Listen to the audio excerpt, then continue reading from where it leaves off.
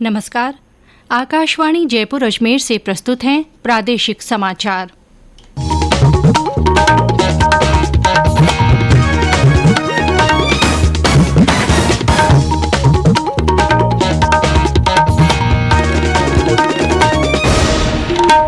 मुख्य समाचार। देश में अब तक 175 करोड़ 37 लाख से अधिक कोविड टीके लगाए गए। स्वस्थ होने की दर 98.28% हुई। कोटा के नयापुरा में चंबल नदी में कार गिरने से 9 लोगों की मृत्यु। लोकसभा अध्यक्ष, राज्यपाल और मुख्यमंत्री सहित कई नेताओं ने हादसे पर शोक जताया। राज्य सरकार ने प्रत्येक मृतक के आश्रितों को 2-2 लाख रुपए की सहायता राशि देने की घोषणा की। और बीकानेर और जोधपुर संभाग में 22 फरवरी को तेज हवाएं चलने की संभावना। राज्य के उत्तरी भागों में हल्की बारिश के आसार।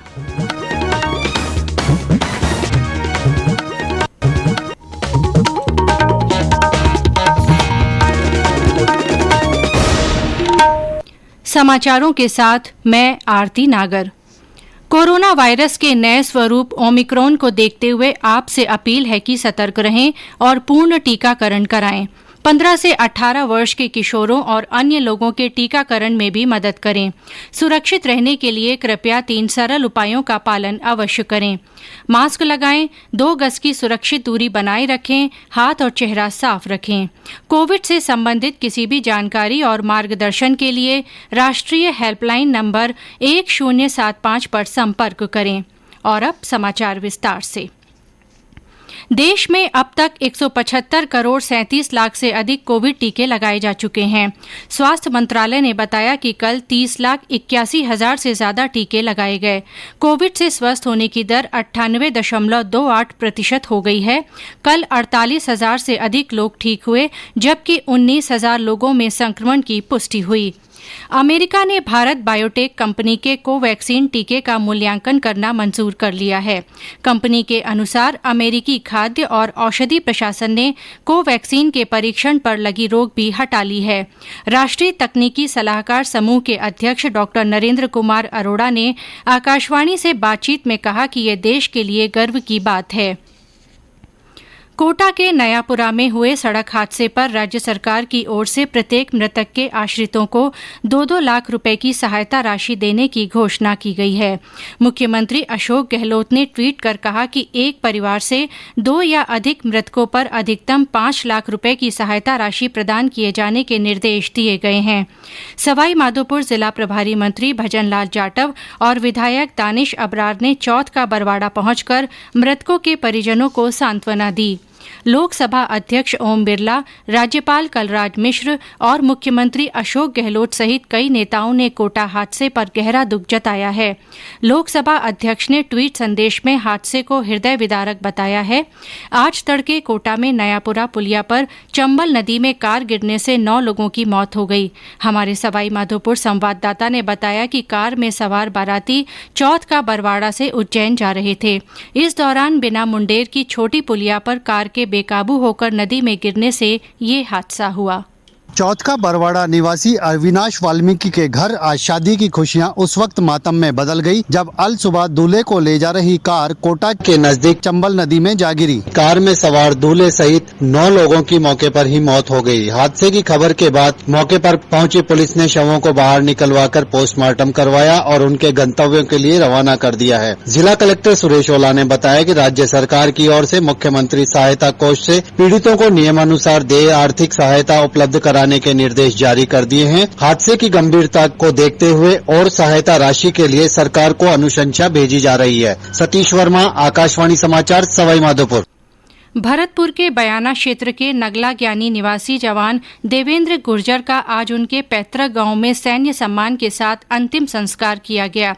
सांसद रंजीता कोली, सार्वजनिक निर्माण मंत्री भजन लाल जाटव तथा विधायक अमर सिंह सहित कई नेता और प्रशासनिक अधिकारियों ने पुष्प चक्र अर्पित कर उन्हें श्रद्धांजलि दी। 4 दिन पहले ड्यूटी के दौरान जम्मू कश्मीर में भारी बर्फबारी की वजह से उनकी मृत्यु हो गई थी।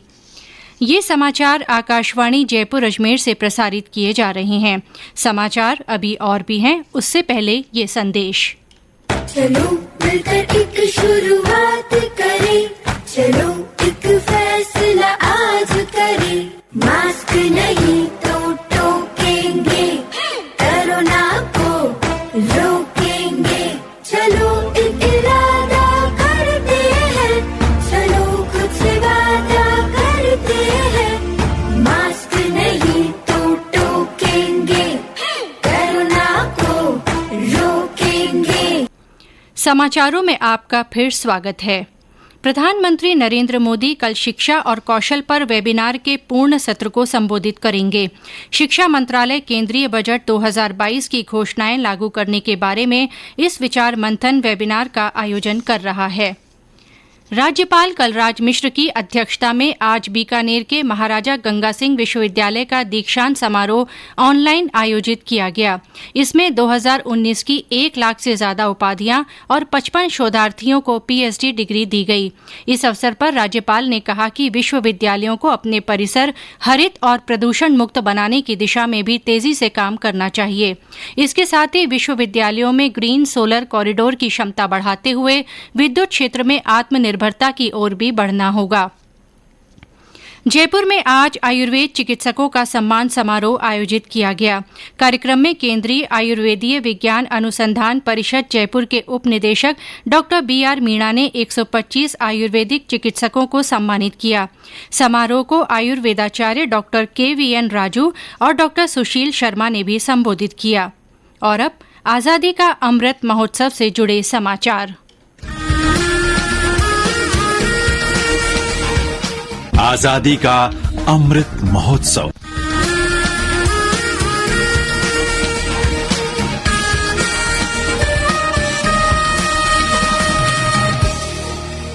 अमृत महोत्सव के तहत बूंदी में रंग दे बसंती कार्यशाला का आयोजन किया गया। इस अवसर पर जिला कलेक्टर रेणु जयपाल ने बताया कि इसमें कलाकारों ने 75 फुट लंबे कैनवास पर चित्र बनाए। कार्यशाला में विभिन्न प्रेरक व्यक्तियों और देशभक्ति से संबंधित चित्रों ने लोगों का मन मोह लिया। विश्व सामाजिक न्याय दिवस आज मनाया जा रहा है। वर्ष 2007 में संयुक्त राष्ट्र महासभा ने 20 फरवरी को विश्व सामाजिक न्याय दिवस घोषित किया था। इसका उद्देश्य सामाजिक अन्याय के खिलाफ आवाज उठाना है। इस वर्ष का विषय है औपचारिक रोजगार के माध्यम से सामाजिक न्याय प्राप्त करना। इस अवसर पर भरतपुर में मैराथन दौड़ का आयोजन किया गया। इसके साथ ही लोहागढ़ स्टेडियम में सांस्कृतिक कार्यक्रम भी हुए। और अब मौसम। प्रदेश में अधिकांश स्थानों पर सुबह और शाम हल्की सर्दी का असर है। तापमान में बढ़ोतरी और धूप निकलने से दिन में गर्मी का एहसास शुरू हो गया है। मौसम विभाग के अनुसार ज्यादातर स्थानों पर दिन का तापमान 25 से 32 डिग्री सेल्सियस के बीच दर्ज हुआ। वहीं न्यूनतम तापमान भी अधिकतर जगह 8 डिग्री सेल्सियस से ऊपर रिकॉर्ड हुआ। विभाग के जयपुर केंद्र के निदेशक राधेश्याम शर्मा ने बताया कि नए पश्चिमी विक्षोभ के सक्रिय होने से 22 फरवरी को बीकानेर और जोधपुर संभाग में तेज हवाएं चलने की संभावना है। इसके अलावा अन्य सभी क्षेत्रों में अगले 4-5 दिन तक मौसम पूरी तरह शुष्क बना रहेगा। एक नया पश्चिमी विक्षोभ 22 फरवरी को उत्तर पश्चिमी राजस्थान और आसपास के क्षेत्रों के ऊपर सक्रिय होगा। इस सिस्टम के असर से नॉर्थ वेस्ट राजस्थान के ऊपर एक इंड्यूस्ड साइक्लोनिक सर्कुलेशन बनने की संभावना है। हालांकि हवाओं के साथ sufficient amount of moisture supply नहीं होने की वजह से बारिश का अमाउंट काफी कम रहने की संभावना है। 22 फरवरी को पश्चिमी राजस्थान के जोधपुर और बीकानेर संभाग के जिलों में अपेक्षाकृत स्ट्रॉन्ग सरफेस विंड्स देखने को मिल सकती है। इस सिस्टम का असर 23 फरवरी को समाप्त हो जाएगा। केवल 22 फरवरी को इस सिस्टम का असर नॉर्थ वेस्ट और नॉर्दर्न पार्ट्स ऑफ राजस्थान में स्लाइटली स्ट्रॉन्ग सरफेस विंड्स के रूप में देखने को मिलेगा। बारिश की बात करें तो बूंदाबांदी वो नॉर्दर्न पार्ट्स में संभव है। चूरू जिले में चिकित्सा और स्वास्थ्य विभाग की ओर से सोनोग्राफी सेंटर सघन निरीक्षण अभियान चलाया गया। 5 फरवरी से शुरू हुए इस 15 दिवसीय अभियान में औचक निरीक्षण किए गए। मुख्य चिकित्सा एवं स्वास्थ्य अधिकारी डॉ मनोज शर्मा ने बताया कि इस दौरान 4 सोनोग्राफी सेंटर्स को नोटिस जारी किया गया और एक सेंटर पर सोनोग्राफी मशीन सील की गई। और अंत में मुख्य समाचार एक बार फिर। देश में अब तक 175 करोड़ 37 लाख से अधिक कोविड टीके लगाए गए हैं। स्वस्थ होने की दर 98.28% हुई।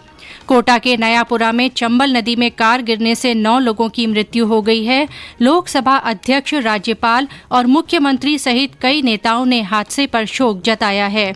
राज्य सरकार ने प्रत्येक मृतक के आश्रित को 2-2 लाख रुपए की सहायता राशि देने की घोषणा की है। और बीकानेर और जोधपुर संभाग में 22 फरवरी को तेज हवाएं चलने की संभावना है। राज्य के उत्तरी भागों में हल्की बारिश के आसार हैं। इसी के साथ प्रादेशिक समाचार बुलेटिन समाप्त हुआ। नमस्कार।